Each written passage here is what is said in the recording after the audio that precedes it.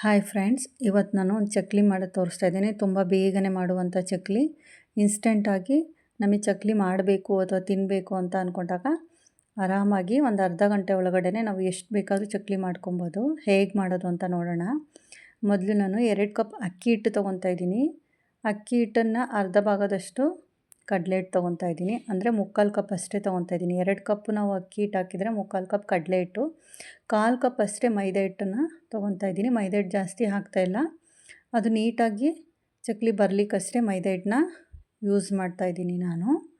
ಅಕ್ಕಿ ಹಿಟ್ಟು ಮತ್ತು ಕಡಲೆ ಹಿಟ್ಟು ತುಂಬಾ ಚೆನ್ನಾಗಿ ಬರುತ್ತೆ ಇದು. ಫಸ್ಟು ನೀಟಾಗಿ ಮಿಕ್ಸ್ ಮಾಡ್ಕೊಬೇಕು. ಹಿಟ್ಟಿಗೆ 3 ಹಿಟ್ಟನ್ನು ನೀಟಾಗಿ ಕೈಯಲ್ಲಿ ಮಿಕ್ಸ್ ಮಾಡಿಕೊಂಡು, ಅದಾದಮೇಲೆ ನಾವು ಇದಕ್ಕೆ ಸ್ವಲ್ಪ ಸೋಡಾ ಪುಡಿ, ಉಪ್ಪಿನ ಪುಡಿ, ರುಚಿಗೆ ಎಷ್ಟು ಬೇಕೋ ಅಷ್ಟು ಉಪ್ಪು ಹಾಕ್ಕೊಬೇಕು. ನಾನು ಖಾರದ ಪುಡಿ ಯೂಸ್ ಮಾಡ್ತಾಯಿದ್ದೀನಿ, ಖಾರ ಬೇಕು ಅಂತ. ನಿಮಗೆ ಖಾರ ಬೇಡ ಅಂದರೆ ಮೆಣಸಿನ ಪುಡಿ ಅಷ್ಟೇ ಯೂಸ್ ಮಾಡಿಕೊಂಡ್ರೆ ವೈಟ್ ಚಕ್ಲಿ ಆಗುತ್ತೆ ಅದು. ನಾನು ಖಾರದ ಪುಡಿ ಯೂಸ್ ಮಾಡ್ತಾಯಿದ್ದೀನಿ. ಖಾರಕ್ಕೆ ಎಷ್ಟು ಬೇಕೋ ಅಷ್ಟು ಹಾಕ್ಕೊಬೋದು. ನಂಗೆ ತುಂಬ ಖಾರ ಬೇಕು ಅಂದರೆ ಜಾಸ್ತಿ ಹಾಕ್ಕೊತಾ ಇದ್ದೀನಿ. ಮೆಣಸಿನ ಪುಡಿ ಕೂಡ ಹಾಕ್ಕೊತಿದ್ದೀನಿ, ಒಂದು ಅರ್ಧ ಸ್ಪೂನು. ಒಂದು ಅರ್ಧ ಸ್ಪೂನ್ ಜೀರಿಗೆ ಪುಡಿ ಹಾಕ್ತಾಯಿದ್ದೀನಿ, ಮತ್ತು ಹೂವಿನ ಕಾಳು ಅಥವಾ ಸಣ್ಣ ಜೀರಿಗೆ ಅದು, ಮತ್ತು ಸ್ವಲ್ಪ ಎಳ್ಳು ಹಾಕ್ತಾಯಿದ್ದೀನಿ.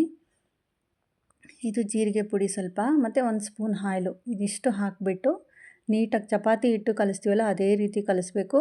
ಆದರೆ ಅದಕ್ಕಿಂತ ಸ್ವಲ್ಪ ಮೃದುವಾಗಿ ಕಲಿಸ್ಕೊಬೇಕು. ಚಕ್ಲಿ ಒತ್ತಲಿಕ್ಕೆ ಆವಾಗ ಈಸಿಯಾಗಿ ಚಕ್ಲಿ ಬರುತ್ತೆ. ತುಂಬ ಗಟ್ಟಿಯಾಗಿ ಕಲಿಸ್ಬಾರ್ದು.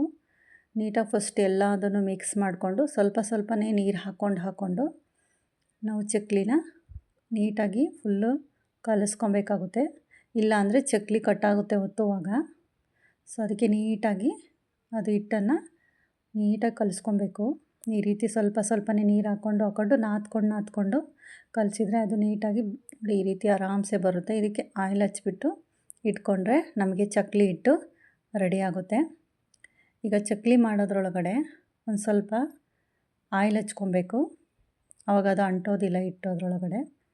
ಈ ರೀತಿ ಹಚ್ಕೊಂಬಿಟ್ಟು ಆಯಿಲ್ ಅದರೊಳಗಡೆ ನಾವು ಕಲಿಸ್ಕೊಂಡಿರ್ತೀವಲ್ಲ ಚಕ್ಲಿ ಹಿಟ್ಟು ಅದು ಹಾಕಬೇಕು. ಒತ್ತಬೇಕು ನೀಟಾಗಿ, ಆವಾಗ ಚಕ್ಲಿ ಕಟ್ಟಾಗದೆ ಬರುತ್ತೆ. ನೀವು ಎಷ್ಟು ದೊಡ್ಡಕ್ಕೆ ಬೇಕಾದರೂ ಆವಾಗ ಮಾಡ್ಕೊಬೋದು. ನೀಟಾಗಿ ಒತ್ತಬೇಕು ಹಿಟ್ಟು ಅದರೊಳಗಡೆ.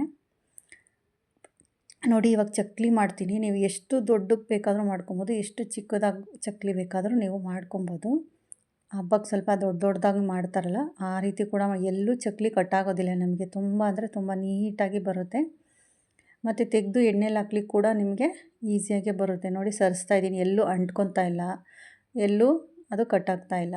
ಆರಾಮ್ಸೆ ನೀವು ಚಕ್ಲಿನ ಮಾಡ್ಬೋದು. ಚಕ್ಲಿ ನಮಗೆ ಮಾಡೋಕ್ಕೆ ಬರಲ್ಲ ಅನ್ನೋರು ಕೂಡ ಈ ಚಕ್ಲಿನ ತುಂಬ ಬೇಗನೆ ಮಾಡಿಕೊಂಡು ತಿನ್ಬೋದು. ಅಥವಾ ಹಬ್ಬಗಳಲ್ಲಿ ಕೂಡ ಆರಾಮಾಗಿ ಚಕ್ಲಿ ಮಾಡ್ಬೋದು. ಅಕ್ಕಿ ಹಿಟ್ಟು ಯೂಸ್ ಮಾಡಿರೋದ್ರಿಂದ ಇದು ತುಂಬ ಕ್ರಿಸ್ಪಿಯಾಗಿ ಕರಮ್ ಕುರುಮ್ ಅಂತಲೇ ಬರುತ್ತೆ. ಟೇಸ್ಟಲ್ಲೇನು ಯಾವುದೇ ರೀತಿ ವ್ಯತ್ಯಾಸ ಇರೋಲ್ಲ. ಚಕ್ಲಿ ತಿನ್ನಷ್ಟೇ ಟೇಸ್ಟೇ ಇರುತ್ತೆ ಇದು. ಬಟ್ ಬೇರೆ ರೀತಿ ಚಕ್ಲಿ ಮಾಡ್ತಾರೆ. ಈ ರೀತಿಯೂ ಒಂದು ಸಲ ಚಕ್ಲಿ ಮಾಡಿ. ನಾನು ವೆರೈಟಿ ಆಫ್ ಚಕ್ಲಿ ಮಾಡೋದು ತೋರಿಸ್ತೀನಿ ಮುಂದೆ. ಬಟ್ ಇವಾಗ ಇದು ಇನ್ಸ್ಟೆಂಟಾಗಿ ತುಂಬ ಬೇಗನೆ ಮಾಡುವಂಥ ಚಕ್ಲಿ. ಮೀಡಿಯಮ್ ಫ್ಲೇಮಲ್ಲೇ ಇದನ್ನು ಬೇಯಿಸಬೇಕು, ಯಾಕಂದರೆ ಒಳಗಡೆ ನೀಟಾಗಿ ಬೇಯಬೇಕಲ್ಲ. ಸೊ ಹಾಗಾಗಿ ಅಕ್ಕಿ ಹಿಟ್ಟು ಯೂಸ್ ಮಾಡಿರೋದ್ರಿಂದ ತುಂಬ ಕ್ರಿಸ್ಪಿಯಾಗಿ ಬರುತ್ತೆ ಚಕ್ಲಿ. ಈ ರೀತಿ ಫುಲ್ಲು ಕೆಂಪಾಗಬೇಕು. ತಿರುಗಿಸಿ ನೀಟಾಗಿ ಮಾಡ್ಕೊಬೇಕು.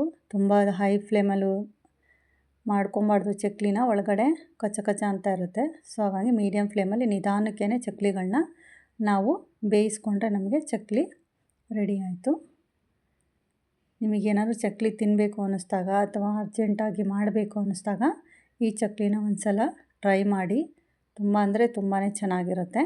ನಿಮಗೆ ಖಾರ ಬೇಡ ಅಂದರೆ ವೈಟ್ ಚಕ್ಲಿ ಮಾಡ್ಕೊಳ್ಳಿ. Thank you.